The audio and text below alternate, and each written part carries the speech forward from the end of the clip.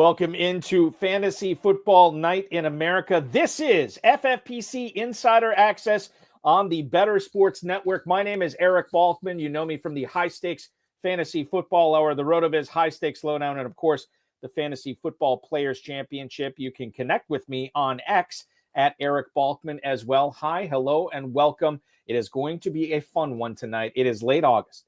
2 weeks from today, the NFL season will begin with the Cowboys and Eagles kicking it off live from Philadelphia. Cannot wait. The only thing I could think of is jamming in as many fantasy football drafts as I can before that hits. And you can do the same with the Fantasy Football Players Championship. We have the FFPC Big Gorilla Tournament going off, filling up a dozen plus drafts a day. Next week, that's going to turn into 2 dozen plus drafts a day. If you count slow drafts, it's going to be like 3 dozen plus drafts a day. Everybody's trying to get in to try to win this $1 million grand prize. Remember, you're going to get a $50 discount on every third team that you buy for that. And the 7 Bananas promo is live too. So even if you're not winning or drafting good teams, as long as you keep getting that 7 pick randomly multiple times in a row, you're going to get free teams. We have given away, I believe now 60 free FFPC Best Ball Tournament teams. We've given away 5 FFPC main event teams for those teams that have gotten the 7 pick twice and 3 times in a row, respectively. And if those people keep getting it, they're going to get a free High Society draft as well. And if you get it 5 times in a row, and that's a $10,000 entry. And if you get it 5 times in a row, we're going to give you a Jungle Safari for 4 or $50,000, whichever you'd prefer. That is at myffpc.com. Same place as you're going to find the FFPC main event. It is our flagship contest. Again, another $1 million grand prize in that tournament as well. A $6 million plus prize pool. We have draft slots available yet tonight if you want to draft. And of course, slow drafts going on as well. The FFPC Best Ball and Superflex Best Ball Tournament, $125 and $35 respectively to enter those. $300,000 and $100,000 grand prizes in those. And we added a $100,000 runner-up prize in the Best Ball Tournament this year as well. Drafts are available with 30-second, 60-second, 2-hour, and 6-hour clocks right now at myffpc.com. Dynasty startups going strong as well. myffpc.com. We've been doing Dynasty for a decade and a half. We have more than 2,000 Dynasty leagues on our website. None have ever folded. So if you're signing up for a Dynasty League with the FFPC, you know you're in it for as long as you want to be in it. Again, that's myffpc.com. And if I could bring you some bit of news here tonight, the 6-hour drafts, be it in the Big Gorilla, the Best Ball Tournament, the main event, the Superflex Best Ball Tournament, or Dynasty Leagues, we are anticipating the last day we're offering those 6-hour drafts will be tomorrow. That's going to be it. And then we're going to switch to 2 hours or live drafts. So if you like the 6 hours, 6 hour per pick, register your teams now at myffpc.com. Shout out to our producer, Sean Engel, filling in for Matt Deutsch tonight. I will bring in my guest co-host here shortly, but before we get to that, or before I bring him on, I do want to talk about what's going on around the NFL. I think we have a game tonight. I want to say it's the Steelers and Panthers. Yeah, that's going to kick off any minute here, I think. So we'll be following that action. And we'll also have Patriots Giants at the top of the hour as well for those of you who are looking to follow along with what's happening in the NFL. You can check that out now. Okay, let's get into what's going on around the NFL. We'll start off in Northeast Wisconsin here, where I'm at, talking about the Green Bay Packers. Matt LaFleur talked to the media today, talking about the Romeo Doubs trade rumors that are out there. And LaFleur said that's not going to happen. LaFleur went on to say that Doubs is out there competing. He's done everything that he needs to, or that the Packers need to see from him. Remember, last year, Doubs was suspended for a game. And we got the feeling that it was because he was upset with his role or upset that he wasn't, getting the ball enough or what have you. After that 1-game suspension, came back, caught 2 touchdowns, and seemed to me that all of his, the guys that congratulated him in the end zone first were his fellow wide receivers. So it sounds like this is a nothing burger, and he's not going to be moved. I think if you connect the dots, it's pretty easy to see that there are certain teams around the NFL that need receivers, and there are certain teams that are pretty rich with wide receivers. The Packers being one of them. It's part of the reason I have been staying away from Green Bay receivers this year, including Tucker Kraft. And I'll explain why. The Packers offense last year shifted to a much more robust running game, right? A power ground game. I think a lot of that had to do with Jordan Love and his knee injury. There wasn't a whole lot of fantasy goodness for wide receivers on a week-to-week basis. Yeah, best ball, you probably made it work with Jaden Reed, but that only lasted the first 2/3 of the season. And then he had that shoulder injury, kind of got shut down without being shut down after that, where the Packers just never really used him. Obviously, Christian Watson is a huge threat when he's out on the field, and teams have to respect that. The fantasy production was just not there. And then you think about Dontavian Wicks, had the opportunity to make a lot of big plays and get some spike weeks for best ball leagues, but he dropped a lot of passes last year too, which was really frustrating. You get Matthew Golden this year, you get Savion Williams, but all these other guys are back. Watson is probably going to be back at some point this season. And so now you have a situation where you have all this talent. The Packers are probably going to be passing a little bit more than they were last year, but maybe not all the way because they found something in Josh Jacobs. When you look at where you have to take some of these Green Bay Packers pass catchers in drafts, and I'll go with Fantasy Mojo's website, Darren Armani, the godfather of the FFPC Pros versus Joes competition, a guy that anytime we cite ADP, we are using his website, fantasymojo.com. Connect with them on X at Fantasy Mojo. And there's a ton of other tools on that when it comes to blind bidding for waivers, the stack counter, everything, or stack tracker, everything like that is available at fantasymojo.com. And what I want to cite here is these Packers ADP values for big gorilla drafts, right? So you have Matthew Golden, the first one off the board, wide receiver 39 at the 708. Jaden Reed goes quite a bit behind him. Obviously, he was in a walking boot until recently. He's going at the 9-11 right now. Am I reading that right? Yeah, 9-11. Romeo Doubs is a 16th round pick. Christian Watson, 18th. Dontavian Wicks, 18th. The value is fine for Watson and Wicks there, but when are you going to know when it's a Watson week? When are you going to know when it's a Wicks week? I'm fine with taking the chance on Matthew Golden, but now his price, because of his big preseason and training camp, he's ascended to a mid-7th round pick. I don't know if I want to mess around with that, considering that is a valuable pick, and I can get other receivers around him where I know what the role is on that team. Jaden Reed too is, I think you could make the same case with him as well. So, and Tucker Kraft, I could be completely wrong about. If he's the top 5 tight end this year, that should not surprise me, and it probably will. But for me, and talking about the Packers, this is what it's all about. It's fine for best ball, not messing around with these guys in managed leagues. I was messing around with Matthew Golden briefly, but his ADP is getting a little too out of control for me now in the 7th round. In fact, he went as high as the early 6th in an FFPC Big Gorilla draft yesterday. So that's something that we're following here with these Packers. And if you got a good handle on it, go with God. But I sure cannot figure it out, and I don't plan on trying to figure that out going forward here. Let's talk about Spencer Rattler. He is going to start the final preseason game of the season here for the Saints against the Broncos. The quarterbacks for New Orleans have had their moments against backups. Once they get to the starters, starting defenses, I don't think it's going to be all that great. Rattler actually started the second half last week, and I would imagine this might mean that Rattler is going to be the starter week 1, although I don't want to read too much into it. I think this is the take home with this. You don't want to be interested in Saints quarterbacks in Schuck and Rattler this year. What you should be interested in, what I'm interested in, Juwan Johnson, Chris Olave, Rashid Shaheed. I'm talking about, and Alvin Kamara. I'm talking about taking all those guys, not on all the same team, but definitely at their prices in drafts. The New Orleans offense last year was about as bad as one could imagine. And, I don't know how much worse it's going to be this year, but you're going to have Chris Olave to start off the season. I still think Alvin Kamara, there's something there. In regards to Rashid Shaheed, this is a player that I just drafted him again in a KFFSC draft today. I just can't get enough of this guy, and he's going super late in drafts. If you look at the mojo on Rashid Shaheed right now, a player who has been working in the slot in training camp and in games as well, which is only going to add to his target volume this year.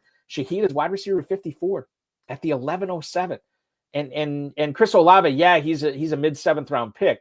But I think that the thing to understand with the Saints is both of these guys, Olave and Shaheed, are going to do numbers this year. I'm big fans of Olave and Shaheed, and Kamara is another running back too that I'm drafting as my number 2 in a lot of drafts. I think if you go robust running back, you might even be able to get him as your 3rd running back, although that might be getting a little bit aggressive depending upon how your draft is going. Look, New Orleans is going to be passing a lot. They might be involved in some shootouts in that division with Tampa, Atlanta, and Carolina. You don't necessarily, like talent is not everything, and elite offenses are not everything. Sometimes you just put up stats because you're forced to put up stats, and that could be the case with New Orleans this year. Olave's got talent. Shaheed's got talent. A lot of people were telling you to take Shaheed last year. I wasn't one of them, but I definitely am this year. I was on the RotoWire Fantasy Football Draft Marathon with Jim Coventry earlier this week, and we were all assigned a team. Well, we got to pick a team, and I picked the Saints just because I saw some value there that I think was being underappreciated by FFPC drafters. And I think you need to take a closer look when you're on the clock in the mid-7th, when you're on the clock in the mid-11th, quite frankly, when you're on the clock in the early 4th. Kamara, Olave, Shaheed, these are all guys. Juwan Johnson late too at the 1904 in FFPC big gorilla drafts. It's crazy. And you could get him as your 3rd tight end. So I love that. I'm a big fan of that as well. Some Chargers news here, and I want to lead things off. This will be my Omari and Hampton story. Daniel Popper, who covers the Los Angeles Chargers, cited Jim Harbaugh not talking about Najee Harris, whether he's going to begin the regular season on the NFI list or not. He was asked about specifically by the media, and I don't know if it's Daniel Popper himself who asked it, but he was asked about, hey, are you going to put Najee Harris on the NFI list? And Harbaugh said, quote, when Najee is ready to play, Najee will be ready to play. And then speculation about whether he's going on this list or not beyond today goes over the legal limit of what ifs. God bless Jim Harbaugh, a master wordsmith here. Here's the takeaway, the TLDR. This isn't good for Harris, and you shouldn't feel great about drafting Najee Harris right now. The thing is with this Chargers running back situation, to me, it's all about Omari and Hampton. If I'll say this, when you were drafting Omari and Hampton after the NFL draft, you knew he was going to be sharing the backfield with Najee Harris, right? Jim Harbaugh has already said that he's going to be sharing the backfield with somebody. He was always going to be in a rotation. That rotation is going to be Omari and Hampton, Kamani Vidal, Raheem Sanders. None of these guys should scare you off of Omari and Hampton, who could be in for a big baller year. I understand the Rashawn Slater injury. That was not great. In fact, there's some people that are saying that this is really going to destroy the offensive line and the Chargers offense in general. I'm not one of those people. I'm still team Omari and Hampton. He has ascended right now in drafts, in FFPC big gorilla drafts. Over the last 2 days, you're looking at Najee Harris as running back 54, Omari and Hampton running back 13 at the 304. John Daigle from Establish the Run in his Pros versus Joes draft, after the news came out about Harris, where he couldn't open his eye, he was wearing a weighted vest and walking around. John Daigle in his Pros versus Joes draft took him at the end of the 2nd round, like at the 210. And we thought that was crazy. And now it's just like he was just being aggressive because it could be wheels up for Hampton this year with or without Slater. He's going to get volume. He's going to do numbers. He's going to catch passes. He's going to do it all. Najee Harris, to me, I don't know how late he'd have to go for me to consider him at this point. In fact, I'm kind of regretting drafting him after the fireworks incident. I didn't think it was going to be this bad. He has fallen to the 13th round, and I still don't know if he's worth taking in the 13th round. This could be something that dogs him all year. So this is something that we will be following over the next 2 weeks. But FFPC drafters are certainly not pushing him up boards right now. And I don't know what the ceiling is. I don't know what the upside is of taking him in the 13th round either. There's some contingent upside, I guess, if Hampton were to go down, but Harris is still probably going to be sharing the backfield with these other guys and rotating them in. Sticking with the Chargers here, let's talk about the receivers. Trey Harris, Quentin Johnston are both in the news. Trey Harris is not going to be playing tonight. He left yesterday's practice early due to tightness. Jim Harbaugh did not speak to to this much. Here's why I don't think it necessarily matters. Because of the signing of Keenan Allen, because of the big-time play of Keandre Lambert-Smith, I think that you have to start looking at Trey Harris as just kind of having a lost year in 2025. He's been outplayed by a rookie that was drafted after him. The Chargers went out and got their old familiar slot guy in Keenan Allen, who's actually been playing on the outside now for the Chargers. So Trey Harris is fine for Dynasty. I drafted him in a couple of spots. I'm not cutting him. I'm going to keep him there, obviously. But for redraft purposes, I think you just let him go. I don't really see the upside here with Trey Harris, not to mention Quentin Johnston, who we were worried about this injury that he had. He had a neck injury. I believe it was late last week. I don't think it was early this week. And he came back to practice. Quentin Johnston, as much as he's been kind of a punchline over the course of his rookie year in the NFL, he took some strides last year, and he's been showing out in camp this year. We just kind of always assumed that these first-round receivers are ready to go, but there were people out there telling you, and I, quite frankly, was probably one of them, maybe not as loud as some other people, that it might be, Quentin Johnston might need some extra seasoning to try to get going here in the NFL. And it did not surprise me at all that he let us down his rookie year. It also didn't surprise me at all that he took a step forward. This is sort of like the path of a lot of rookie receivers, whether you're drafted in the first round or not. So Quentin Johnston, I'm actually in on a little bit this year. I think when you look at the values of these players, as far as the receivers go, Trey Harris, I'm not taking him in the 14th. Quentin Johnston in the 18th, I could see a path there in a managed league where he might make some sense. Keandre Lambert-Smith, okay, maybe still because he's the rookie, he's the unknown, it's an 18th round pick, whatever. I guess I can get on board with that. But definitely in on Keenan Allen. He's still a double-digit round player. He's probably going to catch 80 balls this year for 700 some yards and half dozen touchdowns, and there's value in that in managed leagues. And obviously, Ladd McConkey is a guy that I never really dropped in my rankings at all. He's a guy that was going in the late second round for the most part. And then after Allen, he slipped a little bit over the last 2 days in the big gorilla tournament. McConkey has gone as late as the 307, but he's also gone as high as the 206. So that's like a full round there where he's kind of going all over the place there.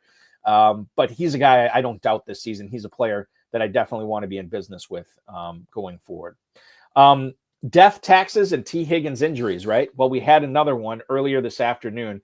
T. Higgins resumed practice today after he had his left ankle examined by Bengals trainers. Now, it looks like he's going to be fine, and I would think that there's, the fact that he resumed practicing, I would think that there's nothing here.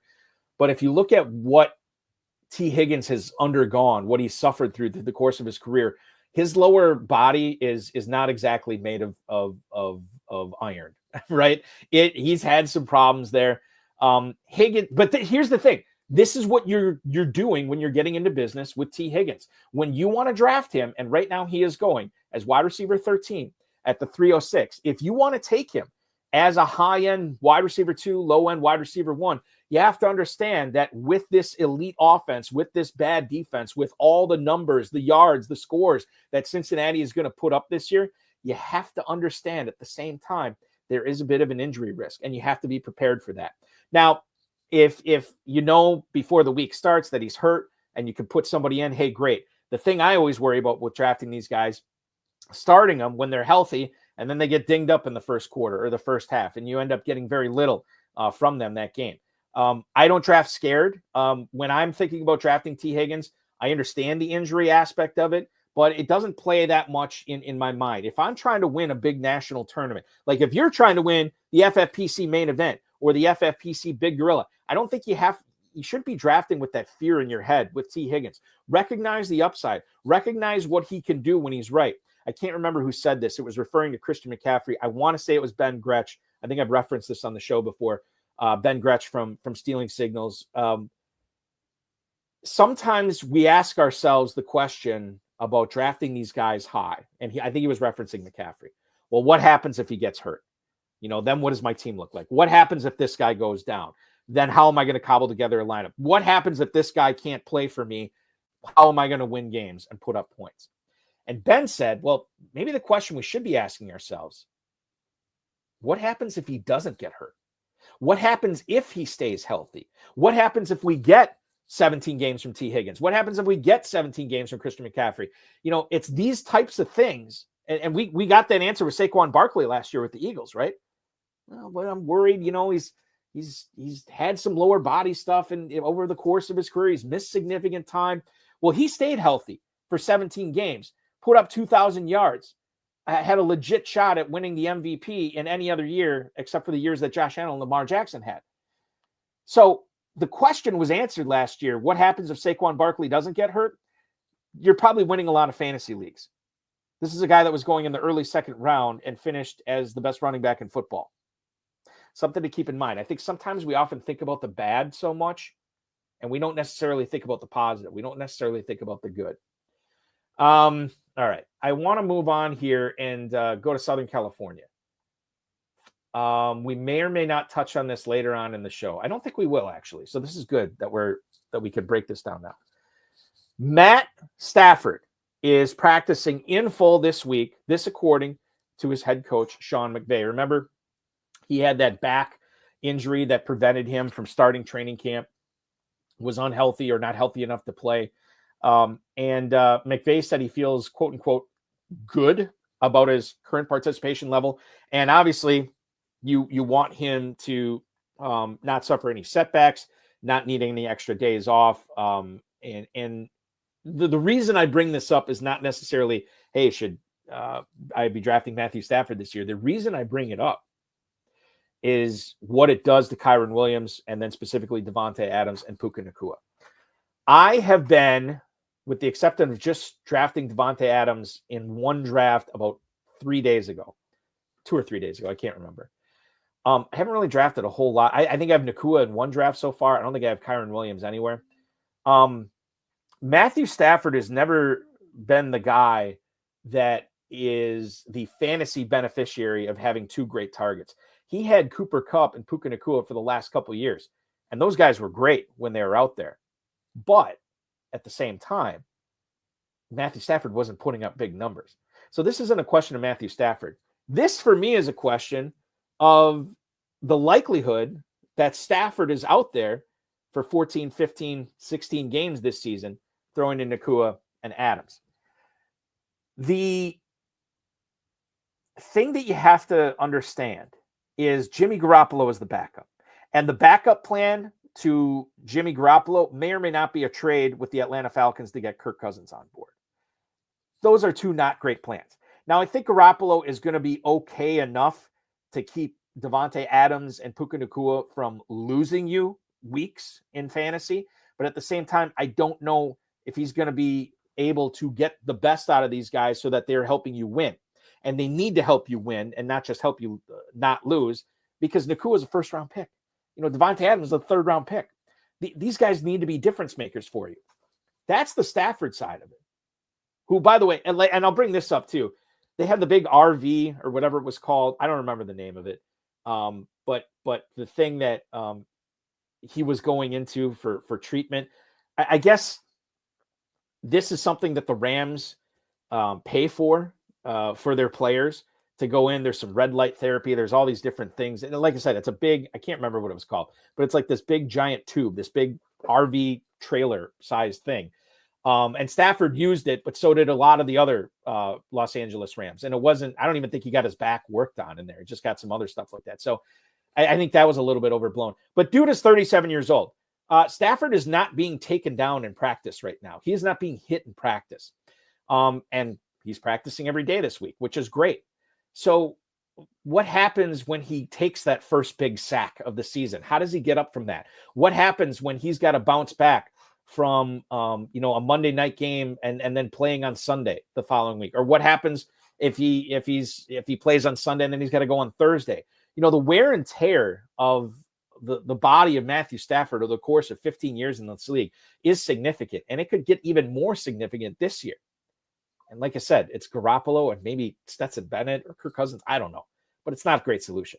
And then you look at the wide receivers themselves. Puka Nacua, a guy who we love watching.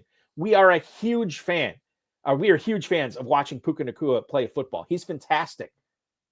He's just always going all out every single play, no plays off. Here's the problem with that. Human body isn't meant to do that from the wide receiver position. Guy needs to take care of his body, and he does not. He does not care about what happens to his body. He doesn't land right. He's always going the extra mile, and that has cost him games before, and it's probably going to cost him games again this year. So I worry. I love the reckless abandon from a selfish fan standpoint. I don't like it from a selfish fantasy standpoint because I don't know if that's what you want for your fantasy players. Devontae Adams too. He's probably going to be okay. I feel better about his draft capital and investing in him. I like the investment of Devontae Adams at cost better than I like the investment of Puka Nacua at cost. I'm a big fan of Adams over the course of his career. What he's been able to do, he's a Hall of Famer, a future Hall of Famer. He's fantastic. But he is getting up there in age. And I think if you look at certain metrics, you have to kind of pick and choose. But there were certain things that we saw last year. And maybe he is slowing down a little bit. And he's not a spring chicken anymore. So that's the other thing. I think I recognize the upside with the Rams. And you don't want to draft scared. So if you are a believer in those guys, hey, you get the bulky stamp of approval on that. For me and my teams, I'm probably going to go a different direction on a lot of those guys as it stands right now for where these guys are going in drafts. Right now, Puka Nacua, wide receiver 7 at the 203. I mean, give me Brian Thomas there instead of Nacua there. Drake London goes after him. Drake London could lead the league in targets this year. I'd rather have him than Nacua. Then you get into A.J. Brown, Ladd McConkey, and then it's a little bit dicey then. But these guys are going a full round after Nacua. And by the way, if you don't like Nacua, it's not like you have to take a wide receiver there. Derrick Henry is going after him. Devon Achane, depending upon how you feel about him, he's going after him. Chase Brown, Bucky Irving, Jonathan Taylor, the list goes on. There's plenty of people that will tell you that all those guys are better choices than Nacua. And I might be one of them for the Rams right now. In general. And then, getting back to Devontae Adams right now, he's wide receiver 18. I think you can make a strong case that Tetairoa McMillan's a better choice than him. Xavier Worthy, Cortland Sutton. I think I'd rather have let me think about this. I'd rather have McMillan than him for sure. I'd rather have Marvin Harris. Yeah, I'd rather have Marvin Harrison than him.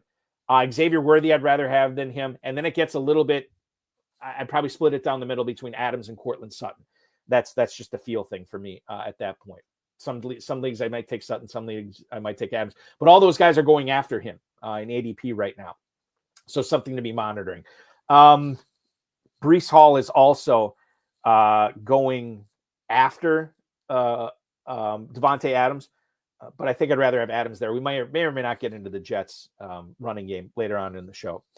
Let's talk about let's see, what do I want to go to next here? I think I will go to Travis Hunter because this is of all the players that I have drafted so far this year, and I'm in probably, I don't know, maybe 10 to 15 best ball leagues and 20 to 25 managed leagues, somewhere around there as it stands right now.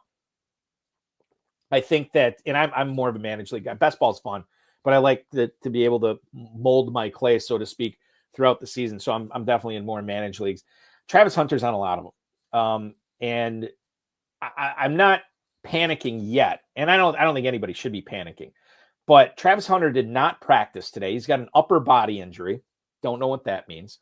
And he's not going to be playing not only he missed the joint practice today with the Dolphins, and he's not going to be playing in the Saturday game against Miami as well. Apparently, Liam Cohen considered allowing Hunter to play today. This is Thursday. But he wanted to avoid any chance of re-aggravation of the injury. So no setbacks have been reported. If it was a game today, Cohen said that Hunter probably would have played. None of the starters are actually playing for the Jaguars against the Dolphins. So that's good. It doesn't make me feel great, but at the same time, part of the reason I love drafting Travis Hunter so much this season is he's a unicorn. He is a true unknown. We talk about drafting unknowns as far as rookies go. Like, we just don't know how they're going to perform at the NFL level. Justin Jefferson was far from the first wide receiver drafted in the year he was picked in the NFL, and then went on to have an absolute baller season, and he's on a Hall of Fame trajectory right now. So we just don't know. And then, John Ross, a former top 10 pick, Corey Davis, a former top 5 pick. We thought those guys are going to be great. They weren't in the pros. So you just never know. And yeah, when you draft players like this, some of them are going to bust. But sometimes you have to live dangerously. And I don't think there's a whole lot of danger in Hunter. I think this guy is a freak. I think what he was able to do at the collegiate level blew my mind and a lot of other people's minds. It was absolutely crazy town banana pants that this guy was playing, nearly every single snap, offense and defense, for an FBS program. It was just crazy. Wins the Fred Biletnikoff trophy for the best wide receiver, wins the Heisman trophy for the best player. And now he's wide receiver 31 at the 605. I get that Brian Thomas is going to command a lot of targets, but Jaguars paid a lot of draft capital to move up to select Hunter. And, we're talking about, I think Liam Cohen said that 80% of his practices were going to be spent on offense. I don't know if that means 80% of the snaps he's going to play. That'd be a really high rate, especially if he's playing defense. So I'd definitely be down on that, or down for that, I should say. The thing with Hunter is, though, I don't know what this guy is capable of, and not in equal parts, but that scares me. And it also excites me of having this guy in my team as my third wide receiver, or if I go heavy wide receiver early on, have him like my fourth wide receiver. Travis Hunter is your 4. There's a non-zero chance that this guy's a top 15 guy this year. And I know you have to be bullish on Liam Cohen. You have to be bullish on Trevor Lawrence. And that hasn't really worked out in the past, being bullish on Trevor Lawrence. But at the same time, you have to recognize the upside. And there's a ton of it with Travis Hunter. As long as he stays in the mid-6th round, FFPC drafters, I think he's a player that you need to seriously look at. Who's more exciting there? Travis Hunter or Jerry Jeudy? Travis Hunter or Zay Flowers? Travis Hunter or Rashee Rice, who could be facing a suspension of, nearly half the season. It's Travis Hunter for me. Now, you want to get into Emeka Egbuka, you want to get into Ricky Pearsall. Okay, I get why there's excitement there, and maybe you'd rather have Pearsall, who's probably going to go into the season as the unquestioned number 1 wide receiver for the San Francisco 49ers. I get why you'd take Pearsall over Hunter. I get why you'd take Egbuka for Tampa, coming off the season that Tampa did last year, and now, they're running out of warm bodies in Central Florida right now. So Egbuka could be the featured guy on a lot of passing routes. We've heard nothing but good things about Egbuka so far this season. So I think that's so far this preseason. So I think that's a fine pick if you want to take him over Hunter. I still would rather have Hunter over Egbuka, but I will admit that it is getting closer to me pulling the trigger with Egbuka over Travis Hunter Jr. Egbuka over Travis Hunter. Okay. The scare for Lamar Jackson seems to be just that, a scare, and nothing else. He had x-rays on his foot that came back earlier this afternoon. Lamar Jackson's foot has no damage, according to those x-rays. The foot, after being stepped on in practice yesterday, is a little sore, but he's fine. He didn't practice today, and it sounds like he's going to be fine. So anybody who was worried about Lamar Jackson or Josh Allen, if you were saying, oh, I don't know about Jackson's foot, I'm going to take Josh Allen instead. That's fine if you still want to do that. But I think I hesitate to use the word nothing burger. But I do think ultimately this is just a blip on the radar. The leagues I have Lamar Jackson in, I feel good. Leagues that I have not drafted yet, I'd feel fine taking him as the first quarterback off the board. Isaiah Bond. This is interesting. So Mary Kay Cabot from the Cleveland Plain Dealer, I think she's still with the CPD. I could be wrong about that. Is reporting that Isaiah Bond is going to be playing in the 3rd preseason game against the Los Angeles Rams. He has practiced 3 times, and already we're finding out that this dude is playing in a real-life NFL preseason game for Cleveland. I can't believe he is anywhere close to mastering the offense. I can't believe there's any kind of chemistry going on with Isaiah Bond and presumed week 1 starter Joe Flacco. Well, not presumed. It was announced that he's going to be the starter for week 1. I'm not going to get down with Isaiah Bond in redraft leagues. Dynasty, okay, see what can happen. But this is a guy who's going to be coming off on a slow start, not only because he's a rookie, but because he missed all this time. So I think you can look elsewhere and focus in on Jerry Jeudy and Harold Fannin and David Njoku, Cedric Tillman, for God's sake, over Isaiah Bond. I would rather have Bond than Deontay Johnson for what it's worth, but that's the whole mystery box thing that I would tell you that you need to be paying attention to. Deontay Johnson is, I wouldn't say probably not making the team, but it's like a 50-50 shot at this point. Dan Quinn. We'll get into more Commanders talk later on, but I do want to mention this. John Keim reporting this, that the Commanders head coach Dan Quinn says he, quote, sees the ascension taking place with Jaylen Lane. I know there were a lot of pundits out there that were on Jaylen Lane after the NFL draft when he landed, with the Commanders. He was a 4th-round pick this year, early day 3 pick.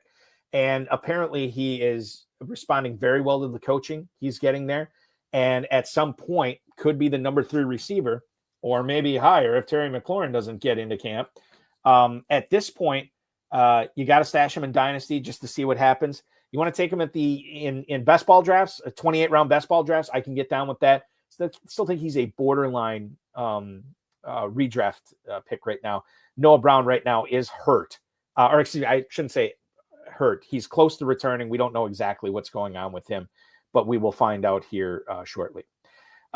Here's another thing that I think is important to understand. Diana Rossini brought this up for The Athletic. We have cutdown day coming up in the NFL. We're honestly going to be paying very close attention to what players make the team and what players don't make the team. Maybe not so much at receiver and tight end and quarterback, but definitely at running back, because this is where things can change quite a bit with one signing. The Saints, the Browns, and the Chiefs are among the teams making calls trying to acquire rushers. The Browns, we don't know what's going on with Quinshon Judkins.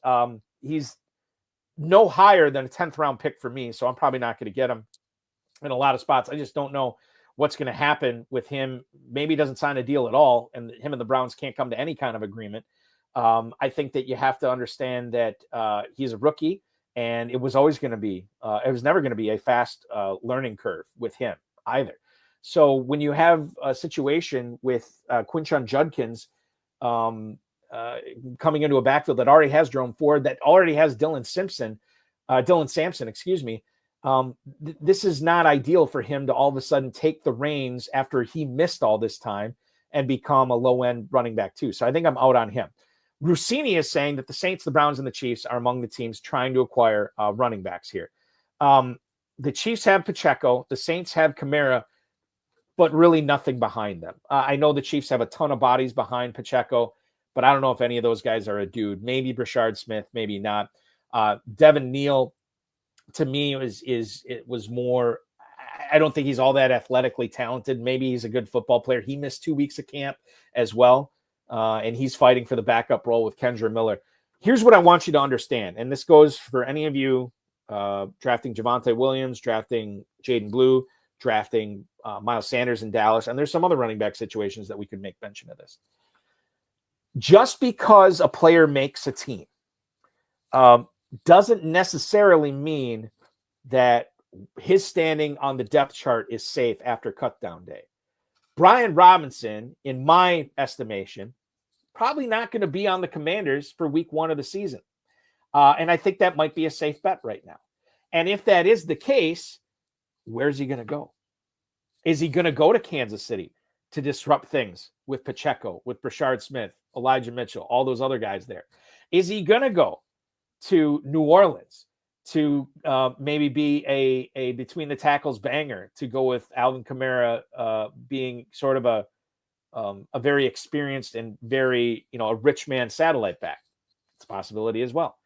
The Cowboys, all of a sudden that makes at least 2 of those guys not draftable, right? If Brian Robinson goes to Dallas.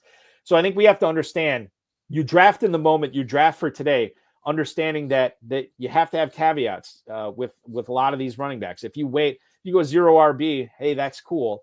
But you better go heavy on these players in the middle of drafts, because their value, their role is a lot more volatile than somebody you'd see in the first few rounds. You don't need to watch this show for me to understand that point. You already know that point. I'm just bringing it up once again here, that these backfields are still going to be fluid even after the preseason ends, even after cut down day comes. So something to keep in mind as well.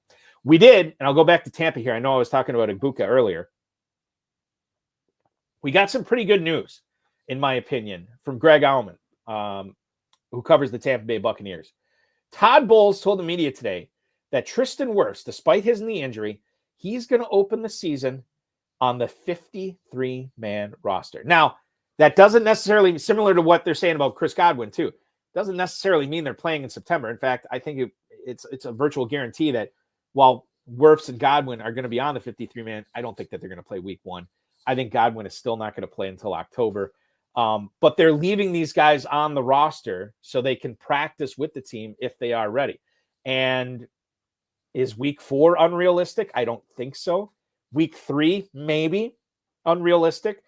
The Tristan Wirfs thing, I think, is so important because, and Evan Silva's been driving this thing home all offseason, ever since Wirfs got that knee injury. You don't have a super talented swing tackle on Tampa to come in.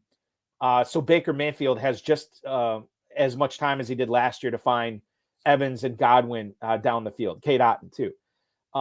You have like probably below level replacement or replacement level at best tackle coming in there. And that can really change your offense. We already thought, or at least I did, thought that there's going to be some significant regression coming for the Buccaneers offense this year. And I'm not backing off that. I think it will happen.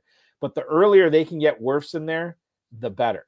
And as soon as he comes in and makes his appearance, I'm going to feel much more warm and fuzzy about that entire Buccaneers offense, Bucky Irving included, than when he was not in there. Wirfs makes a big difference in that Tampa offensive line. Let's go to Houston. DJ Bieniemy, who covers the Texans for ESPN, has reported that rookie Jaden Higgins, the first second-round NFL draft pick, I believe, in league history to get a fully guaranteed deal, is rotating with Xavier Hutchinson on the outside when the Texans go to 3 wide receiver sets. So, for any of you who thought that, hey, this is going to be great, this is a tailor-made situation for Jaden Higgins to be the wide receiver opposite Nico Collins, I think I'm going to have to borrow a line from Steve Harvey and say, slow your role player on that. Higgins was the starter on the depth chart for a good portion of training camp. I don't know if it was all of training camp, but apparently Xavier Hutchinson has made enough plays and done enough that he is going to be forcing a timeshare, at least early on in the season.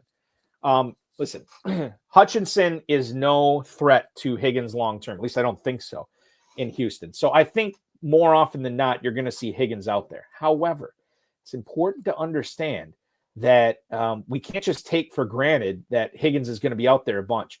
The guy I think that I'm more intrigued with over the last 2 weeks in drafts in Houston than I was earlier is probably Christian Kirk, a guy who was going to be cut by the Jaguars till the Texans reached out with a 7th-round pick to acquire his services, and he'll probably be playing in the slot. I think Collins and Kirk are going to catch a boatload of passes this year. I know Collins is, and Kirk probably will too. I think Higgins and Jalen Noel, they're going to be worked in, and obviously Xavier Hutchinson as well. This is a situation where it's rookie receivers, non-first-round rookie receivers, and it takes a little bit. And I think we're seeing that right now as we get closer and closer to the season, 2 weeks away from the season. You can't count on Higgins as a wide receiver 4 right now. And certainly, if I'm drafting him, I would be prepared not to start him at all until the bye weeks start coming in, and then I'm forced to play Higgins. So that's the situation in Houston right now. Again, I'm really bullish on Christian Kirk, and now letting Jaden Higgins slip down my board a little bit. I'll tell you right now, as far as their ADP, according to Fantasy Mojo, Jaden Higgins has dropped to wide receiver 51. He is at the 10-11 turn right now. And guess who's at wide receiver 53? Just beyond that 10-11 turn, one Christian Kirk. I do expect with this news coming out earlier this afternoon in Big Gorilla Drafts today, Big Gorilla Drafts main event drafts going on in the FFPC over the weekend, I do expect those guys to flip, and Kirk will soon be going ahead of Jaden Higgins going forward. Speaking of wide receivers, let's go to Minnesota. Kevin Seifert, who covers, I believe, the NFC North for ESPN.com, former Vikings reporter. I don't think he covers just the Vikings. I think he covers the whole division. Don't quote me on that. Jordan Addison and rookie out of Maryland, Ty Felton, are going to have no issues going forward after they both had arm injuries in practice yesterday. It could have been an arm injury, could have been a hand injury. Seifert didn't know. Nobody, when they left practice, they never came back to it. The Vikings avoid a significant injury, it appears, with Jordan Addison, but remember, he's still missing the first 3 games of the season. Jalen Naylor is currently week to week with a hand injury, and certainly if Felton, the more he can get out there, the better off he's going to be when it comes to getting fantasy value early on in the season when Addison is out. Justin Jefferson is going to get a ton of targets over the first 3 weeks, and then Addison will come in. Here's why I'm not fading Addison, and I think that you've heard this from a lot of people. That makes perfect sense. He's wide receiver 42 at the 806. Now, he has slipped a little bit since the suspension, but at the same time, I always thought where he was going in drafts, people were just presuming that he was going to be suspended. Jordan Addison is not the 42nd best receiver you want to have this year. He should be going higher than that. He should be going higher than guys like Deebo Samuel. I'd much rather have Addison over Samuel. You can make the case that Addison is a better acquisition than Jakobi Meyers. And some of these other running backs are going ahead of him. I know there's a lot of Jordan Mason love out there, but I think you can make the case that Addison's better. Now we're getting into team construction of who's better for your team. Certain cases it'd be Addison, certain cases it would be Mason. But Jordan Addison, I think Scott Barrett from Fantasy Points pointed out that he is like something ungodly over his first 2 seasons in the league, or 3. I can't remember how many seasons he's played now, but he's like top 12 in those 3 seasons in end zone targets, not red zone targets, end zone targets. This guy has a nose for the end zone, and he's scoring. It's not like he's dropping these passes or they're landing incomplete. He's scoring a bunch. I know touchdowns are usually not a sticky stat, but we've had 3 years of sample with Jordan Addison, and it certainly seems that he is finding himself open in the end zone, and his quarterbacks are taking advantage of it. So I'm in on Jordan Addison. I continue to be in on him, even with the suspension. The first 3 weeks of the year are probably the easiest weeks to find replacements on your bench for injured guys or suspended guys, right? I mean, nobody's on bye. Everybody is coming into the season. I shouldn't say everybody. Most people are coming into the season healthy. So you shouldn't have to worry about anything like that. I think, and this goes back to the whole JJ McCarthy thing. Like, if you're a believer in McCarthy, then yeah, you're going to be in on Jefferson. You're going to be in on Hawkinson. You're going to be in Addison, Mason, Aaron Jones, all these guys. And I am a believer in JJ McCarthy. I think this guy is going to have several top 12 weeks this year. I've been drafting him probably not enough. It was weird because back in March, April, and then May, I guess, when we didn't know what was going on with Aaron Rodgers, and we didn't know if I think he wanted to go to Minnesota, but I don't think Minnesota wanted him. But we didn't know that as fantasy drafters. Like, we still had to allow for the possibility that Rodgers could still be going there. So McCarthy was like quarterback 29, quarterback 30, 31, sometimes not even a top 32 quarterback in best ball drafts, right?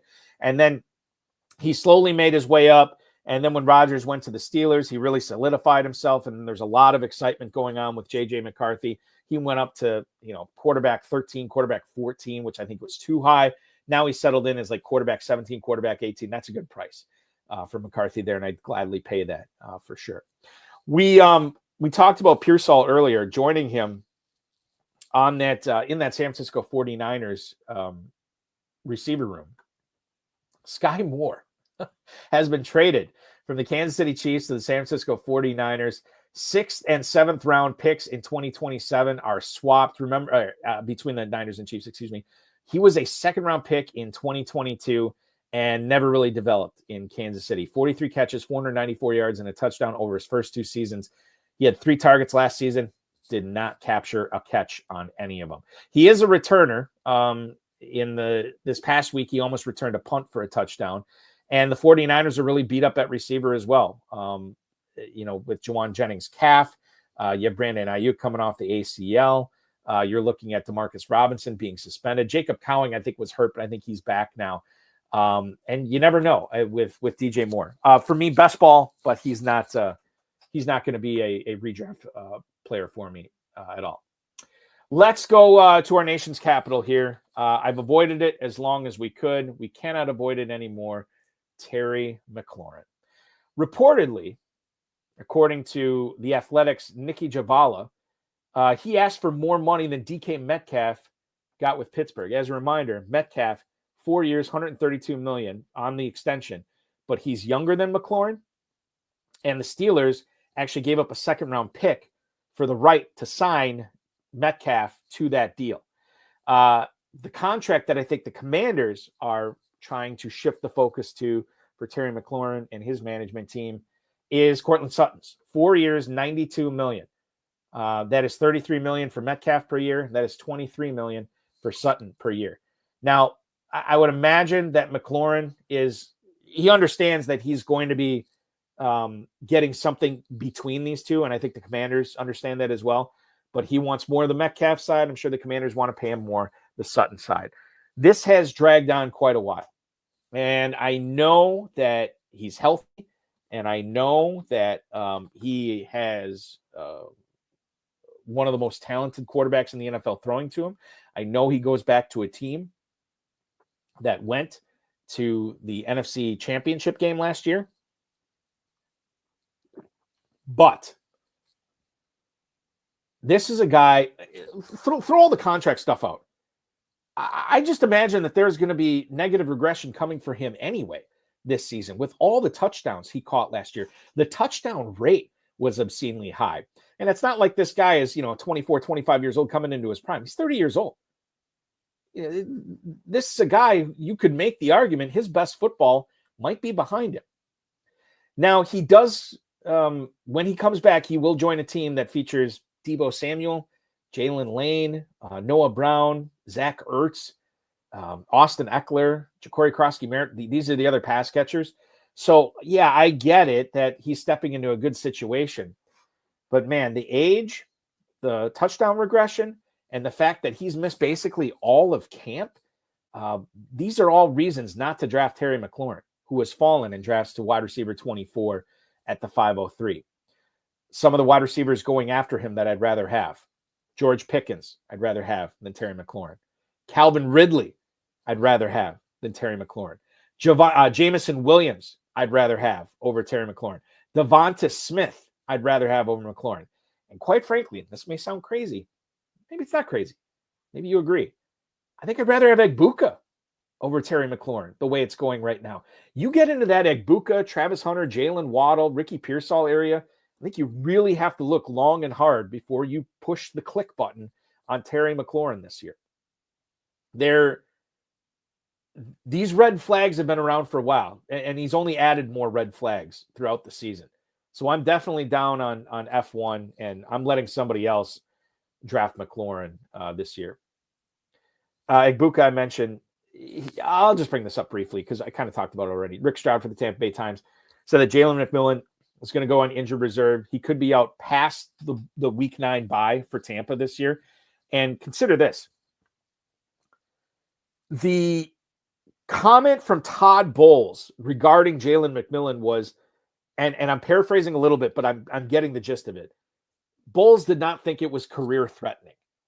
This is a neck injury. It's dangerous. I just read a fantastic story on ESPN.com today about 2 high school players 50 years apart who ended up dying from neck injuries that they suffered on the football field. It was incredibly, it's making me rethink letting my son play football, quite frankly. Neck injuries in football are nothing to mess around with. So Jalen McMillan, you're not drafting him anywhere. You're not drafting him in best ball. You're not drafting him in redraft. Chris Godwin, maybe he's back by week 4, but I wonder what version of Chris Godwin we're going to see. And Emeka Egbuka, if it wasn't for Croskey-Merritt, there would be no bigger, stronger, faster hype train for any rookie this season than Emeka Egbuka. We heard from the get-go that this guy was polished. This is before he got drafted by Tampa. This guy was polished. He was NFL ready. He is the all-time leading receiver in Ohio State history. Think about that. So he goes to Tampa, who, we don't know how much longer Mike Evans is going to be there. Mike Evans almost alluding to maybe this is going to be his last year. Chris Godwin, we don't know if he's ever going to be the same after that devastating ankle injury. That happened in week 7 last year. And he had to have another surgery on it this offseason, and he's still not practicing. This is wheels up for Egbuka. Baker Mayfield opened a press conference about a month or so ago. Unprompted, just started talking about how great it's been having Emeka Egbuka, how awesome he is, what a great pro he's going to be. Nobody asked him. He just started talking about him. And when that's this is stuff we have to be paying attention to. Egbuka, and I can't remember who said this. I don't think it was a beat writer. It could have been somebody else. But somebody, and I'm not just spitballing here. This is somebody of reference. I listen to too many podcasts. I read too much stuff, so I can't cite everything readily. But we could be seeing a Justin Jefferson season from Egbuka this year. Now, I don't know if we'll see that. We probably won't. But it's wheels up, man. And the price is getting higher. You want to draft Egbuka by the end of this weekend, he's probably going to be going in the late 5th round as opposed to the early 6th round where he's going right now. So that's the latest on Tampa. Here's one that I haven't, quite frankly, made up my mind about yet. And it's important because this guy could be the number 1 overall running back this year, or he could be a massive bust. And it's Devon Achane. I had no problem taking this guy in the late 1st, early 2nd round. And I have a little pause in clicking that button now. Yesterday morning, Adam Levitan posted this from Establish the Run. Mike McDaniel, the head coach for Miami, said that Achane's absence from practice was preventative. He is not supposed to, or he's expected not to practice. I haven't looked at the practice reports today, but he was not expected to practice the rest of the week. And this is a player that is going to be handled with kid gloves up until the start of the NFL season. Week 1, which is coming up in a couple of weeks against the Colts. McDaniel said, quote, calves are the ones that you have to be super proactive, especially with explosive players. He said, end quote, he said that NFL traders have given him and told him horror stories of players coming back too soon from calf injuries and then either re-aggravating the injury or blowing out their Achilles. Both would be awful. Absolutely awful. Can you imagine Devon Achane? I don't even want to say it. Because that would be horrible for fantasy, be horrible for Achane. Now, Jalen Wright has been less than underwhelming so far, like 13 carries for 16 yards or something like that in preseason. It's been terrible. Ollie Gordon has actually looked pretty good, but I think Ollie Gordon is obviously a limited guy when it comes to athleticism and certainly not the prototypical Mike McDaniel back. The other thing that we have to consider here, and you don't have to be a casual football fan to see what's going on in Miami is not great. Like the Tyreek Hill stuff, he could be washed. He could be showing, or he's already is showing signs of decline, and it doesn't sound like him and Tua Tagovailoa are on the same page. Miami, I mean, they could just be a train wreck before October or even early October. And if that's the case, do you really want the running back on that team when he's dealing with a calf? Is the path to winning $1 million going to go through Miami and Devon Achane? This is what we have to talk about, because there was a non-zero chance that he would catch 100 balls this year, depending upon, how what version of the Miami offense we're going to see. What we saw last year when they wanted to keep Tagovailoa upright was an offense that centered on targets to Jonnu Smith and targets to Devon Achane, and they crushed it. So the thing is with Achane, you have to place your bet. Are you still placing your bet in the early 2nd round with Devon Achane? That's where he's going right now. Over the last 2 days in the FFPC Big Gorilla, 205, slipped a little bit, still gone as high as the 112. So some people are still taking him as a 1st-round pick. He has slipped behind Ashton Genty. He's now behind Derrick Henry as well. And quite frankly, it would not surprise me at all when we look at this Big Gorilla data from Fantasy Mojo on Monday. Would not surprise me at all if Devon Achane goes from running back 7 to running back 10 with Chase Brown, Bucky Irving, and Jonathan Taylor moving ahead of him. I think you can make a case. There are going to be certain people out there that would rather have the quote-unquote safety of Josh Jacobs rather than the volatility of Devon Achane. Do we have the same concerns about the Packers offense putting up points and moving the ball that we do in Miami? Probably not. Now, I think I'd rather have Achane than Jacobs, but the point remains that it depends the type of fantasy player you are, but Achane is not trending in the right direction now. And I think I will probably let some other people take him rather than me grabbing him going forward. Let's get back to, we've avoided Jacory, Croskey-Merritt for so long. We're an hour into the show. We haven't, I've mentioned him a little bit, but not a ton.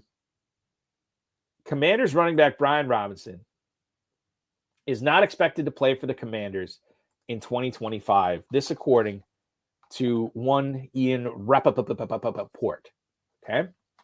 We already saw on Monday night against the Bengals that it was a mutual decision to hold him out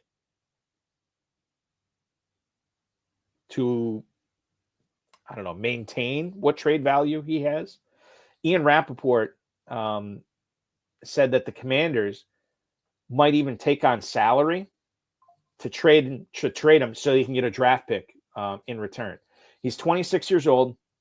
He hit escalators in his contract over the last few years to the point where Washington likes their cheaper options behind him rather than keeping Robinson on his team. He's going to be entering his 4th year in the NFL, and the Commanders are shopping him around. I don't expect the Commanders to trade Brian Robinson. I don't think that happens. I could be wrong. Jerry Jones is capable of anything. Or I don't know. I don't know what he's capable of, quite frankly. But when it comes to Robinson, he could really muck things up in Dallas, Kansas City, New Orleans. We mentioned this earlier. Cleveland, quite frankly. Houston, maybe not. I don't know. But this Jacory Croskey-Merritt, I think this is what people, everybody's and their mother is talking about right now. Croskey-Merritt is a 7th round pick who barely played last year because of some NCAA, not violations, but he and the NCAA had differing views of how eligible he should have been for college football last year. There has been nothing but glowing reports on him all training camp. He has done nothing but impress in every single Washington preseason game, and as a result has moved up in drafts to the 807 in FFPC Big Gorilla drafts. 807 is where Croskey-Merritt has ascended to. That puts him ahead on ADP, ahead of Zach Charbonnet. He's moved ahead of J.K. Dobbins. He is now being drafted higher than Travis Etienne. He has moved ahead of Joe Mixon, Cam Scadaboo, Braylon Allen, Jaden Blue. All these players, Croskey-Merritt is going in front of. I was commissioning an FFPC Big Gorilla draft a couple of nights ago, and Croskey-Merritt went at the 311. Now, granted, the guy who made that pick, it was an auto pick, and he asked me to stop the draft. So I thought, that something went haywire with his internet or something. And finally he said, you know what? My dogs were attacking the mailman. I had to get out there. I was going to take Croskey-Merritt anyway. I just ended up grabbing him a little bit earlier. Let's keep rolling. I said, okay. We kept rolling. So he went up to 311. And you say, Balky, that's crazy. Well, bear in mind, later on that same day, Croskey-Merritt went in the 4th round of a Big Gorilla. And I want to play devil's advocate because I think a lot of people, you're looking at me, you're listening to me, and you're saying, this is crazy. Who would take Croskey-Merritt that high? Allow me to tell you that Austin Eckler is not a young running back. Chris Rodriguez has had multiple times to get this a significant chunk of this Commander's backfield, and he hasn't taken advantage. Croskey-Merritt is the unknown. He's the mystery box, and he steps into a situation that is wide open for opportunity, ripe for opportunity. with a team that was one game away from the Super Bowl last year, and obviously has Super Bowl aspirations this year. An offense led by an MVP candidate, the reigning Rookie of the Year, who looks to be an absolute stud in years to come. It's only been 1 year, but Jaden Daniels has looked the part. Isn't there something to be said if Croskey-Merritt does turn in, not necessarily to the bell cow, but the 1A or even the 1B in this offense? Is he not explosive enough? Is he not talented enough? Is he not athletic enough for at least to intrigue us that, hey, maybe this guy could be the definition of a league winner this year? That's the argument I'm going to make for Croskey-Merritt. It's not an argument I subscribe to, and I certainly understand people when they say that they love him, they want him on their team this year. So I will avoid him. I'd rather have all those guys I mentioned, Dobbins, Etienne, Charbonnet, not Mixon. I think I'd rather have Croskey-Merritt than Mixon. Mixon is just do not draft for me at this point. But I'd rather have all those other guys than Croskey-Merritt at this point. And listen, all the advice that we talk about on this show, all my shows every week, it all comes down to what type of fantasy player you are. Some people love taking big risks because they love hitting those home runs. Some people like swinging for doubles or singles and just cobbling a team together for that. You do need some mixture, and you can't just have all doubles. You can't have all home runs and strikeouts. You got to have a nice balance of high floor and high ceiling players. This guy definitely is a high ceiling player. I think he's not likely to hit that ceiling, but I understand the reasoning on why people think that he might and why he's worth a pick in the mid-8th round. And quite frankly, that could go up as the weekend and drafting season goes on, of which we only have 2 weeks left. I want to go back down to Houston. And this you guys will like this because I actually just drafted this player. I was talked into him. And you guys can be the judge of whether this was the right call or not. Houston Chronicles' Jonathan M. Alexander covers the Texans for the publication, said that Nick Chubb is going to likely work as the lead back for the Texans if Joe Mixon misses any time in 2025. Okay. Here's the thing. When it comes to Nick Chubb, you have a player that is completely washed, in my opinion. I don't see... Now, he looked good in this last preseason game. It was probably against backups.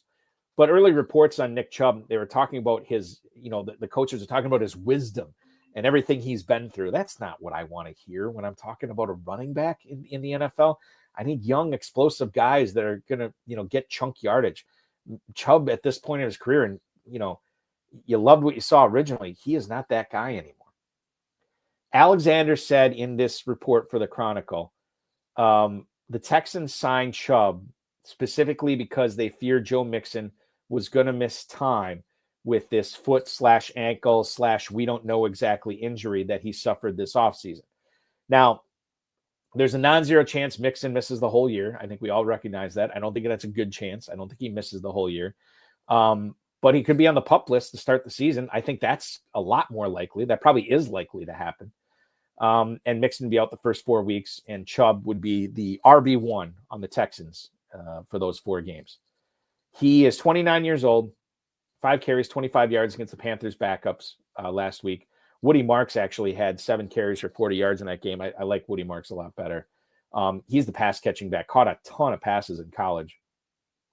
And Chubb would obviously either be the 1A or the complete one, because we have to recognize Dameon Pierce, while not great the last couple of years, the offensive scheme that's been installed, the run blocking scheme that's been installed this year, is the one he thrived in his rookie year. So I think we have to recognize that. So I co-own this KFFSC main event team, and my buddy Jim, who I co-own it with, he talked me into Chubb. He said, I just can't quit him. He was our 4th or 5th running back. So I said, the hell with it. Let's go with it. We'll see what happens. I don't envision this being a great pick for us, but it could work out. Chubb is not, he's been ravaged by injuries.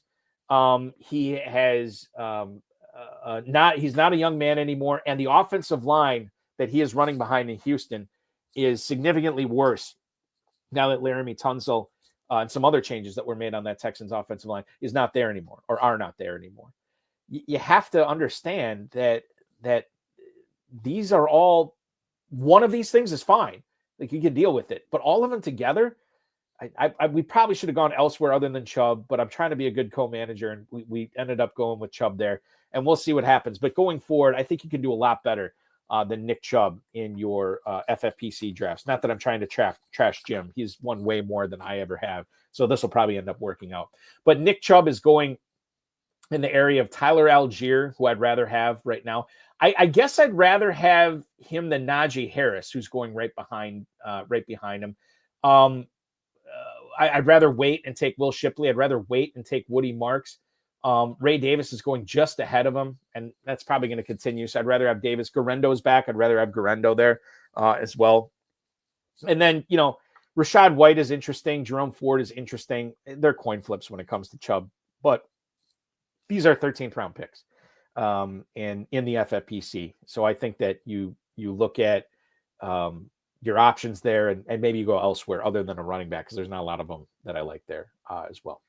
Speaking of running backs, let's go back to Los Angeles and talk about the Los Angeles Rams and their backfield, which is a fun one to talk about. The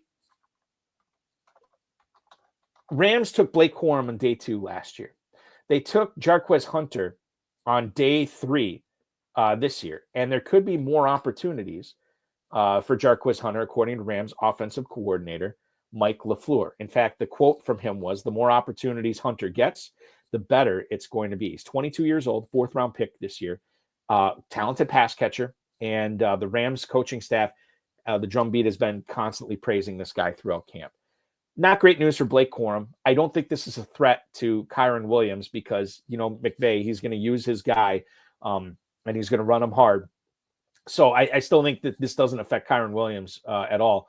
But I definitely think if you are looking for the guy behind the guy, who do you take, Corum versus Hunter right now? I think we're getting kind of an answer that many people forecasted when the Rams took Hunter. Blake Corum, running back 64 at the 1507 right now. Jarquez Hunter is going as running back 71 at the 1702. I think that's going to flip at some. Maybe I'm wrong on this, but I think that's going to flip. And we'll see what happens with that Rams backfield. Honestly, what's probably going to happen is Kyren Williams stays healthy all season again. He puts up efficient enough numbers, and Matthew Stafford stays healthy, and Kyren Williams finishes as like running back 8 or running back 7, and Corum and Hunter rarely get into the game. However, we have to allow for all possibilities when we're talking about high-stakes fantasy football drafts, and there is a possibility here that Kyren Williams were to go down. And maybe it's a timeshare between the two, but my guess is McVay does not want a timeshare, that he is going to roll with one guy or the other. And he's going to let these guys play it out on the field, and whoever steps forward and makes more plays is going to be that guy. And at this point, I believe the guy who's going to make more plays is probably Jarquez Hunter. So there you go. That's my thoughts on the Rams and their running back situation. I'd rather wait 2 more rounds and take Hunter than take Blake Corum in the 15th. And that's if I don't have Kyren Williams. If I have Kyren Williams, I'm not taking either one of these guys. I play in the KFFC main event national contest. Like, I'm trying to beat hundreds, thousands of other players. So for me, unless I'm in a closed 12-team league, I'm not going to try to stack backfields. I'm not going to try to stat stack, as they call it, and make sure I lock up the Rams backfield. It's not worth it for me. I want to increase my variance as much as possible, maybe to my own detriment. But that's how I feel about that Rams situation. The Kansas City Chiefs, we teased this before when we were talking about possible landing spots for the Brian Robinson. Ultimately, if he's going to get cut, where's he going to go? We mentioned Kansas City as a team that Diana Rossini is reporting that they're looking to upgrade their running backs, or at least add a running back. The Athletic has a reporter for the Chiefs, Jesse Newell, covers the Chiefs for that publication. And Jesse Newell believes that Brashard Smith might actually get some first-team action in the preseason finale for the Chiefs this weekend. Newell actually describes Smith as a gadget-type role for Kansas City, which would showcase him both as a runner and as a receiver. And it sounds like that the roster spot, if it comes down to it, between Brashard Smith and Elijah Mitchell, it's probably going to go to Brashard Smith. Elijah Mitchell is not signed for any kind of big money at all. So that's something that we'll be watching going forward. I like Brashard Smith late. We shall see what happens with the Kansas City running back situation. I want to bring on tonight's co-host, ladies and gentlemen. You know him. You love him. You read all of his work at RotoBaller.com. You connect with him on X at FF_Stallion. Please welcome into the program the incomparable Dave Ventresca. Dave, welcome aboard, man. Appreciate you having me on, Eric. Sorry for the delay. I think we had something go down with my docking station here, but I think we got it figured out. But good. I'm thrilled to finally be here and honored you would have me on and excited to get the co-host for a little bit alongside the man who, in my opinion, hands down, has the best beard in fantasy football industry. Yeah, it's not bad. It's not bad. It's a little unkempt. No, listen, it's pretty good. When you first reached out, my first thought was, I'm gonna have to shave before I go on here. Yeah, I listen. There's been plenty of people that have told me that I need to shave before I go on and do these shows. I still haven't yet. At some point, it's going to happen. Keep rocking it. Thank you. I appreciate it. That's another popular opinion. A lot of people wanted. I've had people in FFPC drafts. I think Adam Hahn has said, or he has named some of his teams "Save Balky's beard," and so there's plenty of people that don't want to see it going away. Dave, I'm gonna throw this one to you right away. Okay. From the frying pan into the fire. Let's talk about the Indianapolis Colts. Big news this week. Jordan Schultz, I believe, was the first to report it. The Colts have named a starting quarterback, and it is not Anthony Richardson. It's going to be Daniel Jones. Apparently, this competition was very close, and Shane Steichen said not only is Daniel Jones going to be the guy for week one, he's the guy for the season. He wants to give him a long leash. He does not want to, make all these changes, back and forth with your quarterback or with his quarterback all season long. So I think for best ball, we obviously know if you're drafting a Colts quarterback late, it's now Daniel Jones. It's not Anthony Richardson. The question for you is what this does for guys like Michael Pittman, Tyler Warren, Josh Downs. I think initially, I know I was pretty excited that ended up being Jones.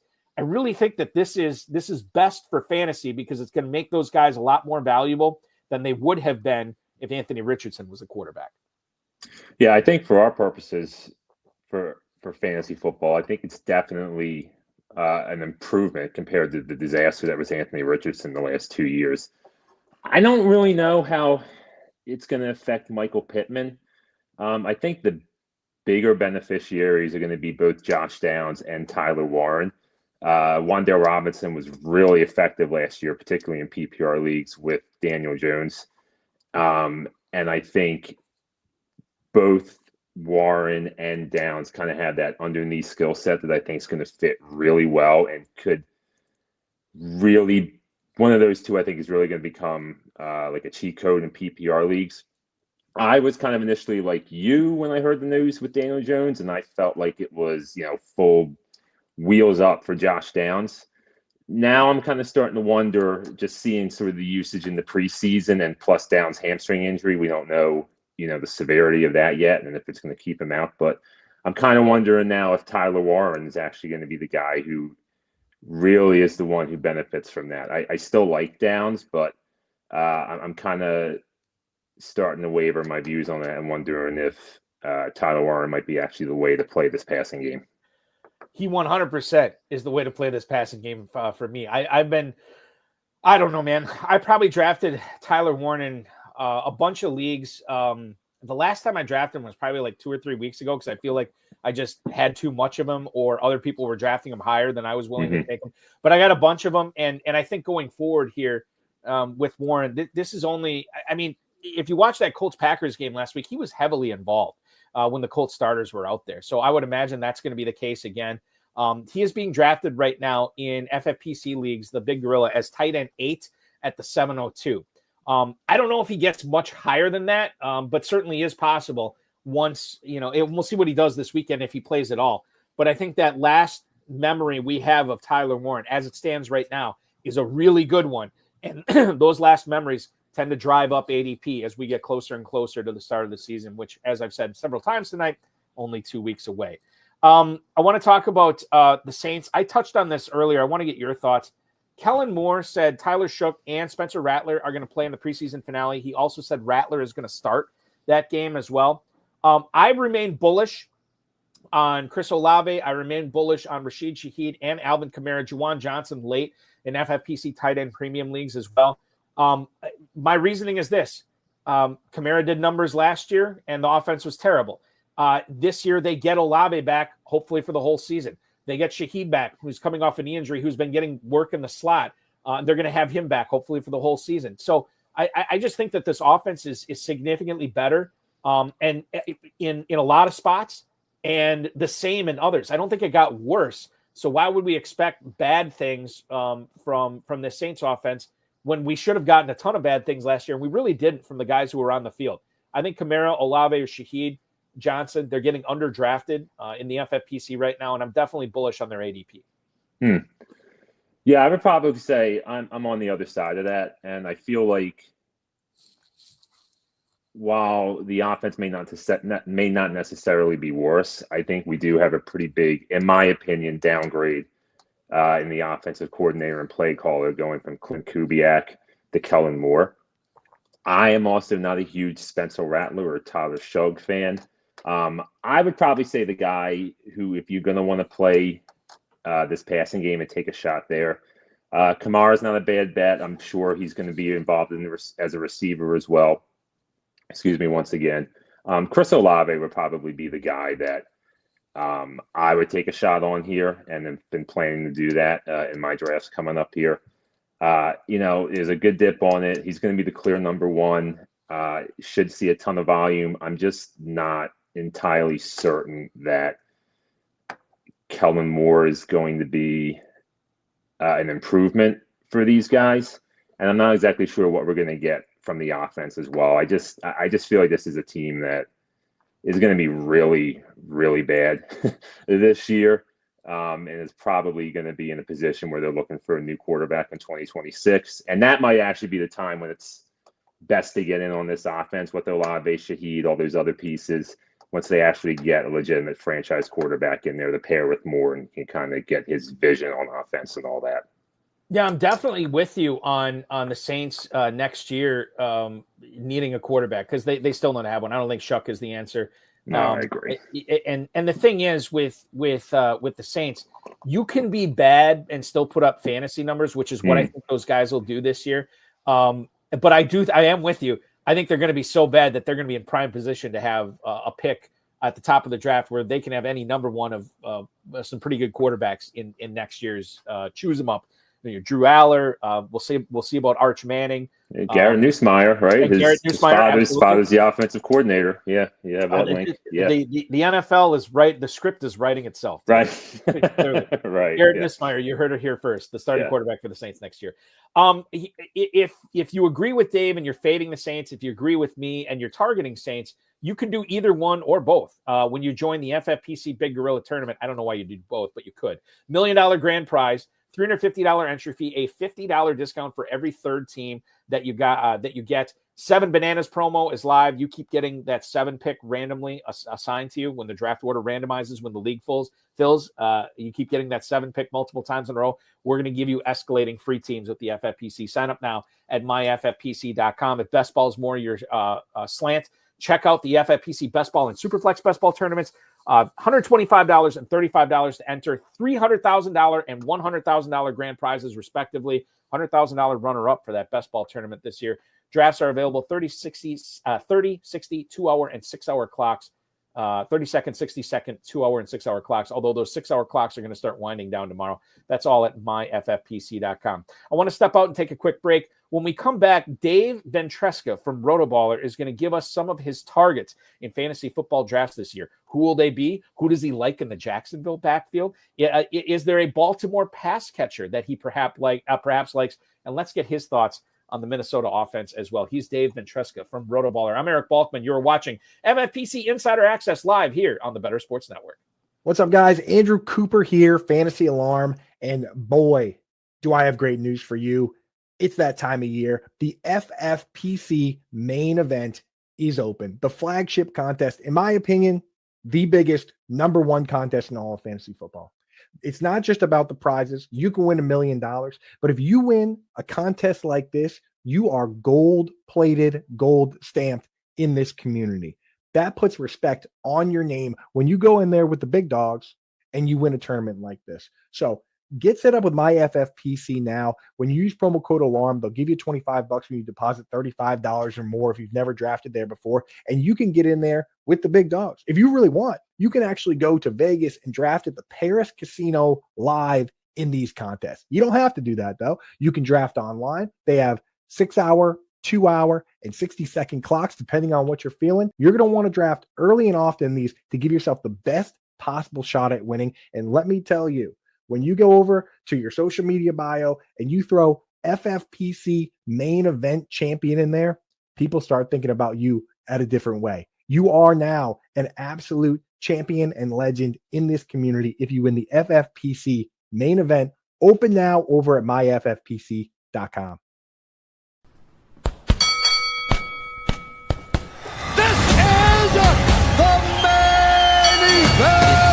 Event draft we're drafting season. A main event team on FFPC, $2,000 entry team. Grand prize of $1 million. I'm looking for that $1 million top prize. Main event season is in full swing.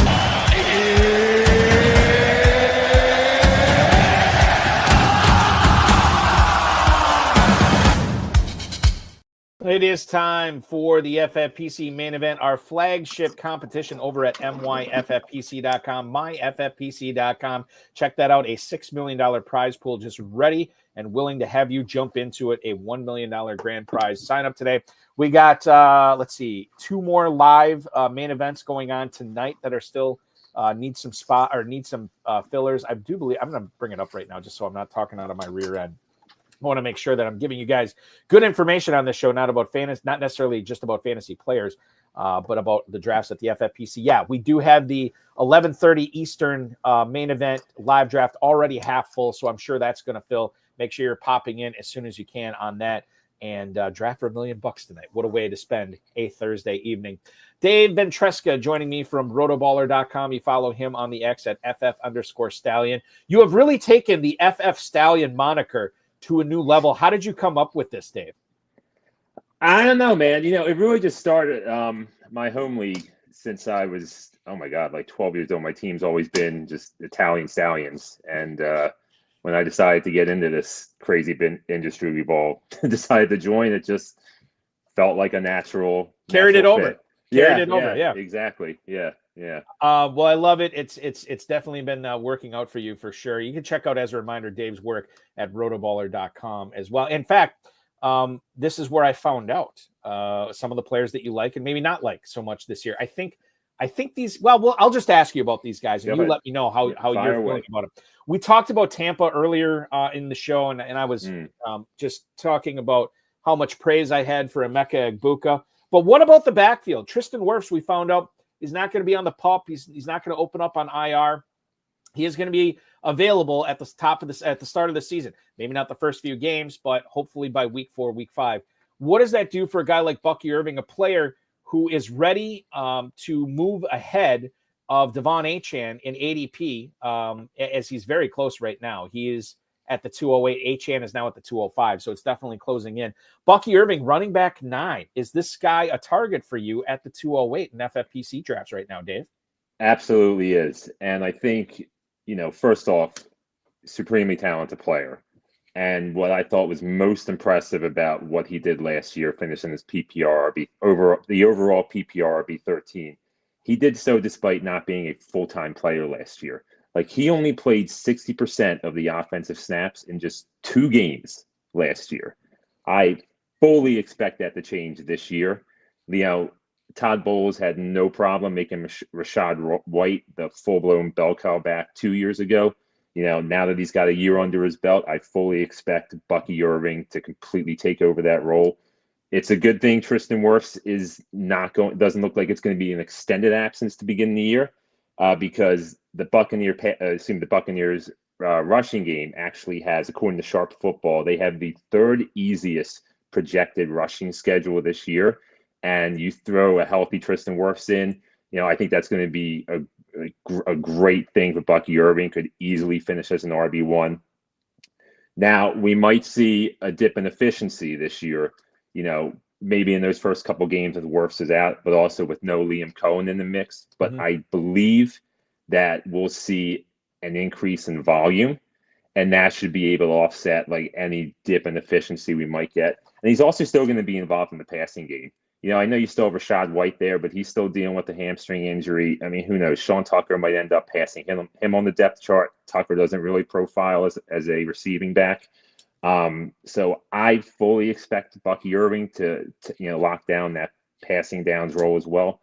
Great target as an RB1 if you go wide receiver in round 1, or even as your RB2 if you decide to go with an RB start. Bucky Irving is a guy I hadn't really been drafting. I picked him in a best ball draft a couple of weeks ago, and it felt good as my lead. I bet it did, man. It's just like the way that the team came together around him. I felt really good about him being my lead running back. The lead running back in Seattle is Kenneth Walker, a player I was on earlier, and now I'm starting to have. You're fading. You going to sip some Chardonnay? Yeah, the Chardonnay tastes good. And part of the reason why is Brady Henderson, who covers the Seahawks for ESPN, has reported that Charbonnet is going to have a significant role in the backfield this season. He's been looking really good. Clint Kubiak has been gushing about him, who's the new OC there. Kenneth Walker has missed significant time with a foot issue. And listen, Kenneth Walker is no stranger to the trainer's room. Charbonnet has not missed any time and rushed for 45 yards on 5 carries against the Chiefs last week. Walker, the best ability in the NFL is availability, and he's having issues with that right now. Here's the thing, and I'll couch it like this. You tell me what you think. But when you compare the ADPs for these players, I have had a significant shift in how I feel about the Seattle Seahawks backfield. Right now, Kenneth Walker is running back 16. You have to draft him at the 309 to get him. Zach Charbonnet, running back 32, 807. So he is going 5 rounds. And sometimes I think with the guy going earlier, maybe he's still going to be the guy who puts up more numbers. But is the juice worth the squeeze in the 3rd round for Kenneth Walker for you right now, Dave? I still think it is, because I still feel like if he hits the ground running, if he's healthy, and that's the big if, that's the gamble with Ken Walker. That's the play, that he's going to be healthy. And I still believe like he is a superior back than Zach Charbonnet. Zach Charbonnet is a really good player. I loved him at UCLA. I have a decent amount of him in Dynasty. I was crushed when he landed in Seattle.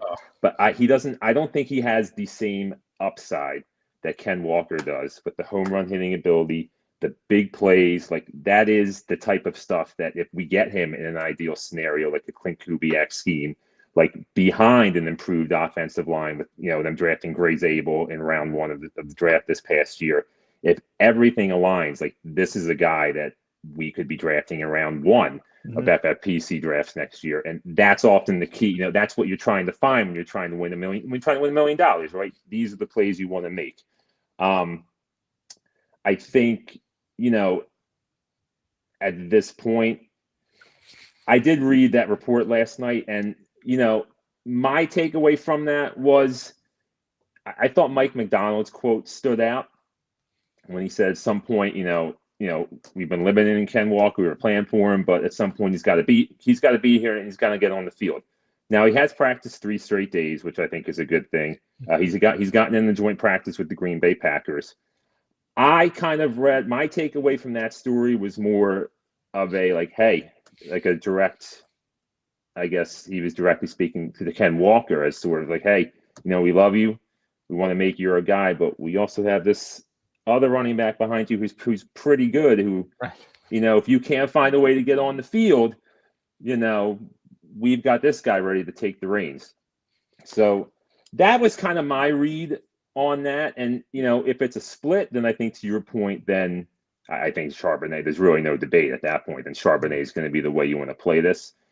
I just, they have McDonald's been on, been quoted saying that they have intentionally been limiting Walker's reps, to keep him fresh for the regular season. And so at this point, I'm still willing to play that. And, at the 309, if we're just talking traditional redraft leagues too, like that's not going to kill your team if you whiff on that. You know what I mean? Like, it's not like you got Christian McCaffrey going in the 108, 109, where that's literally either, you win your league or you strike out and you're done. Ken Walker at the 309, like, yeah, all right, you missed on the 3rd round pick. It's going to sting, but it's not going to end your season. So I still think there's upside there, even, with that report coming out last night.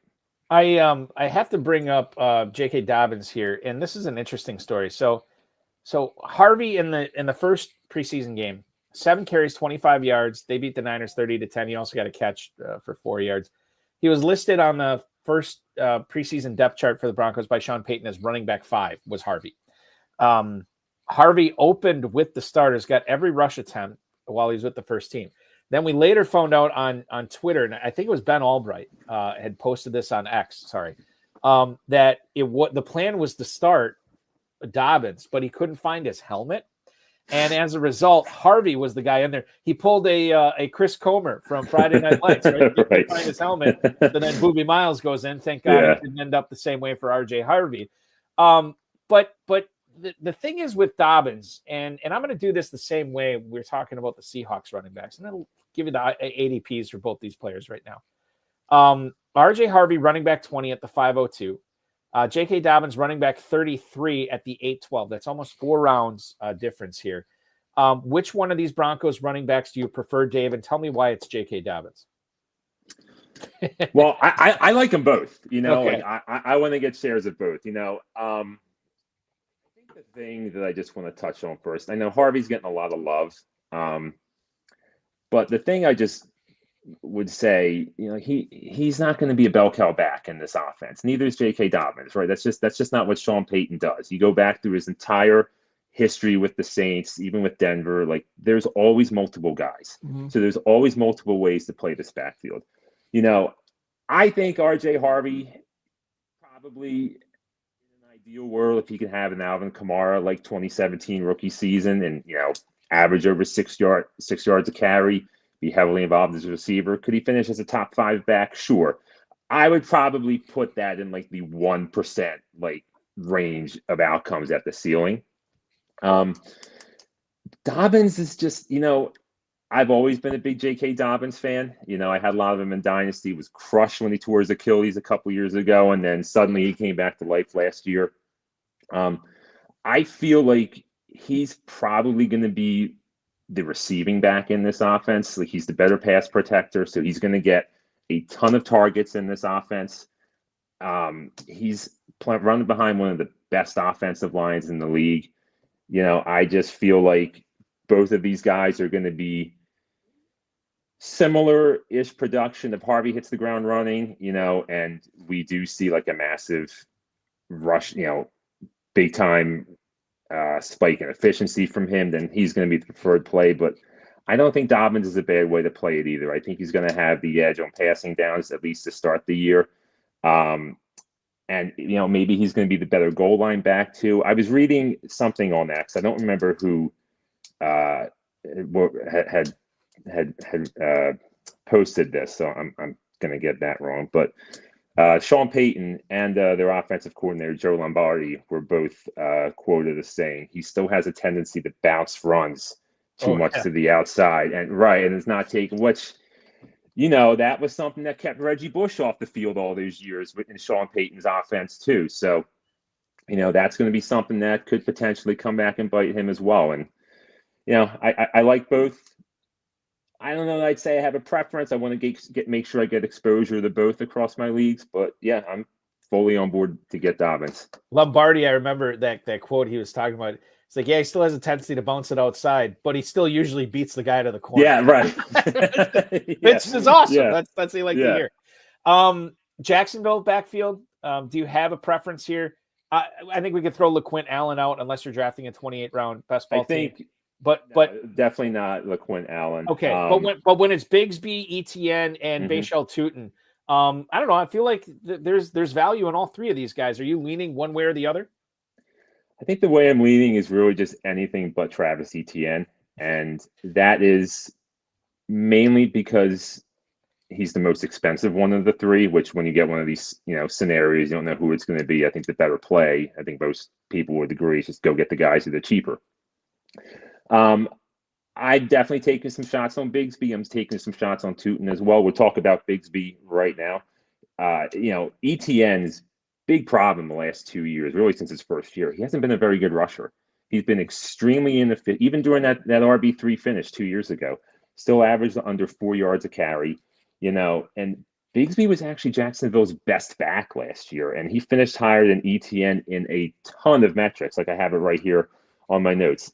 Bigsby finished higher than Etienne in next gen stats rush yards over expected, PFF rushing grade, PFF elusive rating, yards after contact per attempt, and fantasy points data suite's explosive run rate. So if we're just talking between Etienne and Bigsby is a better play. Now, the thing we don't know, though, we're all trying to draw parallels between what Liam Cohen did in Tampa Bay and what he's going to do here. Truthfully, we really have no idea. Tank Bigsby could be, Bucky Irving. Etienne could be Rashad White. Bashal Tutin could be Sean Tucker. But there's also a scenario where, any one of these three guys just takes the job and runs with it. I am making sure I get some Bashal Tutin. I loved him at Virginia Tech. I think, home running threat. He does a lot of fun things. I don't really, even though I said I'm out on Etienne, I'm not going to fight anybody who says that's the way to play this backfield. They're all so cheap, but I think when you go into your drafts, man, you got to make sure you get a piece of this backfield, because we saw what Cohen can do in Tampa Bay, and figuring out this backfield could be the key to winning your league, or even winning $1 million in the FFPC. The thing that is important to realize here, it's like 2 rounds. Etienne is going 2 rounds ahead of both Bigsby and Bashal Tutin right now. So to your point, when in doubt, grab the cheaper guy. Watching us tonight on Twitch, Potato Juice 0001. Would you trade CeeDee Lamb and David Montgomery for Bijan Robinson and Courtland Sutton? Now, obviously, this question requires nuance. It kind of, depends upon what your team settings are, what type of league this is, whether you need a running back. But if I'm answering this in a vacuum, Dave, I would rather have the Bijan Robinson, Courtland Sutton side than the CeeDee Lamb, David Montgomery side. Yeah, I mean, you get a young running back entering his prime. Like, I think Robinson's probably going to end up finishing as the RB1 this year. Atlanta has another easy rush schedule. I love that. You can get probably 5-6 good years of Bijan and, pick up an okay wide receiver too if it's in PPR leagues. Yeah, I would take that side as well. The next team or player I want to talk about is Trey Benson. I drafted him in a bunch of dynasty leagues last year, did not see much return on my investment, but will that be different this year, Dave? Is Trey Benson a target for you on the Arizona Cardinals in 2025? I think he is. I think he's a great bench stash kind of running back. And look, let's not pull punches here. Benson stunk last year. Right. I thought he looked hesitant and indecisive as a rusher, but the thing that I think we all kind of forget sometimes when we're playing fantasy football, it's, what I think about a player doesn't matter. What you think doesn't matter. What does matter is what the team and what the coaching staff thinks. And through Arizona's own actions this year or inaction, it shows that they still have a lot of faith in Trey Benson, in what was supposedly a loaded running back class this year, right? Arizona had the chance to say, you know what, Trey Benson wasted that 3rd-round pick last year. Let's find someone else from this draft class. Well, they didn't add anybody of note. Mm-hmm. And so in which the only other running back, I believe, behind him is Michael Carter. And so, that does speak volumes to their confidence and their feelings on Benson. There's been some mixed messages out on X, like the Coach Speak Index, that we have quotes from Jonathan Gannon, the head coach, and Drew Petzing, the offensive coordinator, kind of indicating that James Conner is still going to be the bell cow. But we also have quotes from Conner himself and Kyler Murray saying, yeah, Trey Benson's going to be more involved. Probably my stance on benching this year is probably more of a fade of James Conner than it is like a ringing endorsement of Benson. Conner, he's been one of the most undervalued players the last 2 years, but he's now 30 years old. And, this is that point for running backs where production can unexpectedly fall off a cliff like any time. Like Melvin Gordon a couple years ago with the Broncos, he was still splitting with Javonte Williams. And I forget the season, but he was great. And then he goes into year 2 and he just completely nosedives and he wasn't the same player.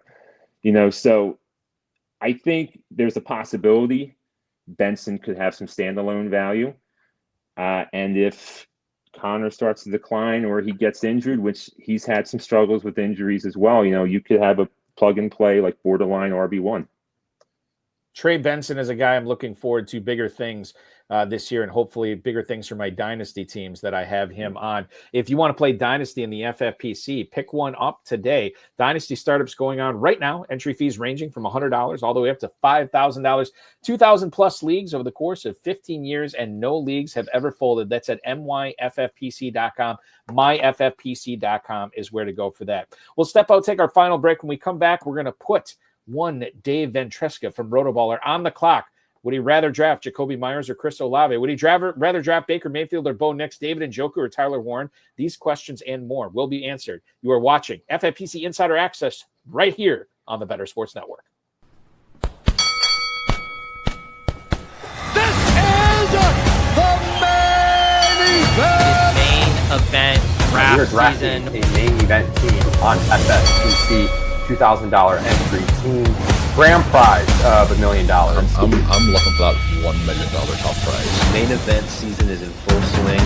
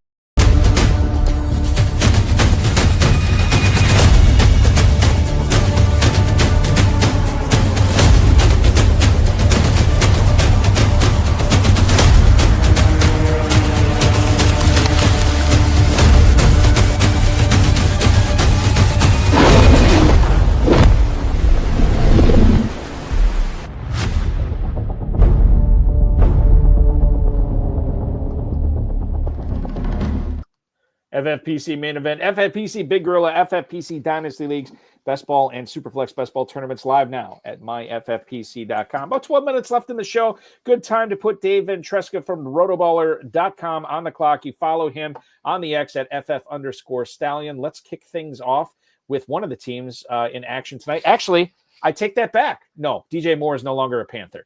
DK Metcalf is a Steeler, but the Steelers and Panthers playing right now. It's time to go.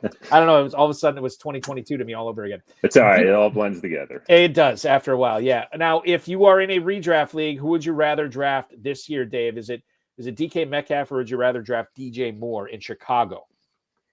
So I would rather go DK Metcalf, and that might be surprising for some people. Well, first of all, we know Metcalf's going to be the number one target, hands down there. There's really no competition.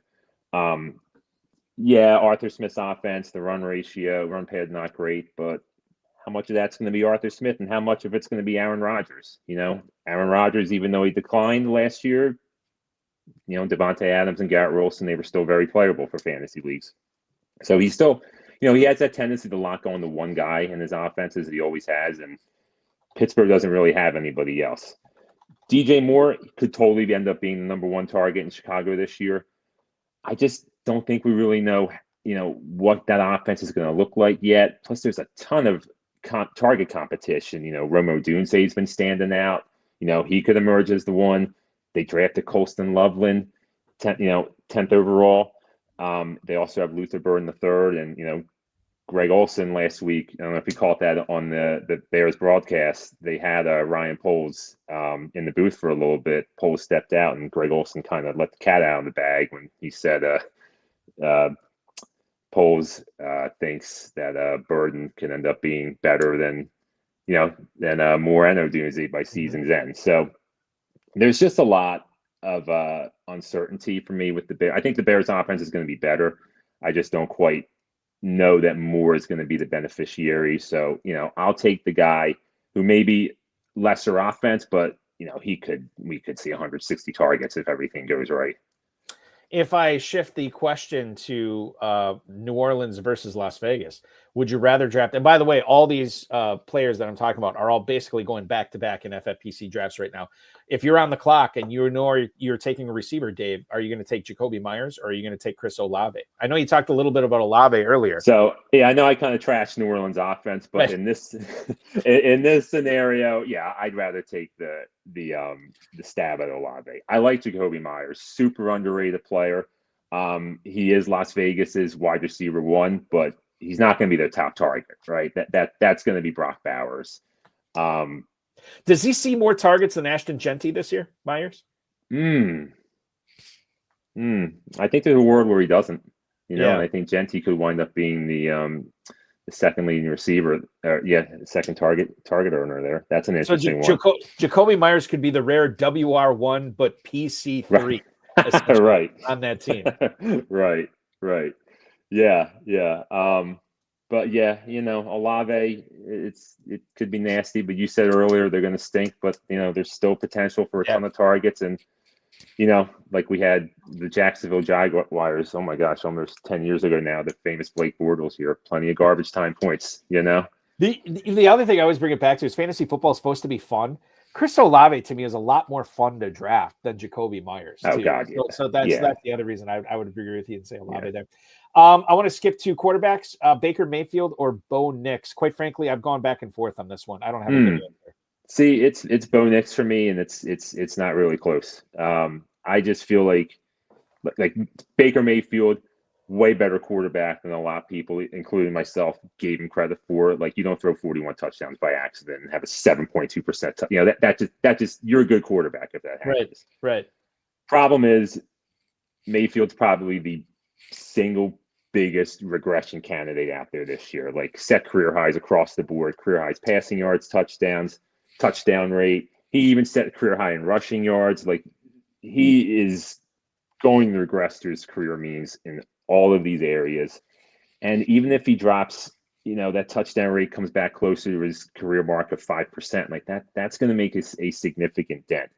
Nix, it's an interesting one because I do think there's a world where we actually saw Bo Nix peak last year, but I feel like he's going to be safer in that, he's still going to run a lot. He's got, in my opinion right now, the better offensive play caller. We don't know what Josh Grizzard is going to be, just because he was in the same system. That doesn't necessarily mean it's going to be better. We saw that a couple years ago with the Eagles when Shane Steichen got hired by the Colts, and I think it was Brian Johnson took over and the offense was a mess. So, plus, there is a scenario where Bo Nix takes a significant year or two leap in the system and, makes a major statistical improvement there. He just kind of feels like the safer pick for me. I think, and we're running out of time here, but I want to get to a really fun one. And this is a first round one. If you are dead set on taking one of these running backs in the first round, or maybe the better question to ask you, Dave, let's say one of your buddies is drafting and he says, you're going to co-own this team with me, but we have to take either Saquon Barkley or Christian McCaffrey in the first round. What's the advice you're giving him? Which one is it going to be, Barkley or McCaffrey? It's going to be McCaffrey, and I don't even hesitate to say that. And the main thing is, like, Barkley, all-world rushing season last year. You go look at the stats from any 2,000-yard rusher. Their rushing production all significantly declines the following year. For Barkley, what's his role going to be as a receiver? He wasn't heavily involved as a pass catcher last year. McCaffrey, he's locked in for that role. Even if his rushing totals go down, like he's going to be maybe their second target earner. Like, San Francisco wide receivers are dropping left and right. It's looking like it's going to be Kittle, Pearsall, and McCaffrey for sure. And, that work as a receiver is what, for me, makes that a pretty easy call. Plus, if he still is getting the work as a rusher, we know what he's capable of. He can put up one of those all-world seasons. Yeah, Joe King already chiming in on YouTube. CMC is the last man standing already in that San Francisco. Although Garendo did come back now, so we do have Garendo. Yeah, sure. which is good.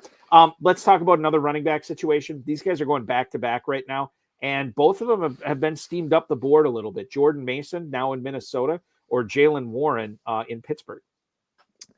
I'm going Mason, and Kevin O'Connell's been gushing about this guy since they acquired him in the offseason. It's going to be a better offense. I feel like better offensive line. He might even be the goal line back.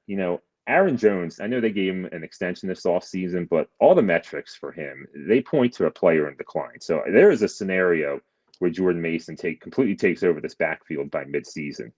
Jaylen Warren, look, nice player. I think he's going to be another great option in PPR leagues as a flex, maybe an RB2.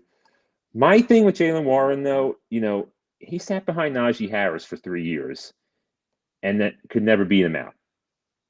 We all know what Najee Harris is at this point. For whatever reason, and look, Jaylen Warren's clearly looked like the superior rusher. Mm-hmm. For whatever reason, that coaching staff didn't seem to think he was good enough, better enough than Najee Harris to give him the RB1 role.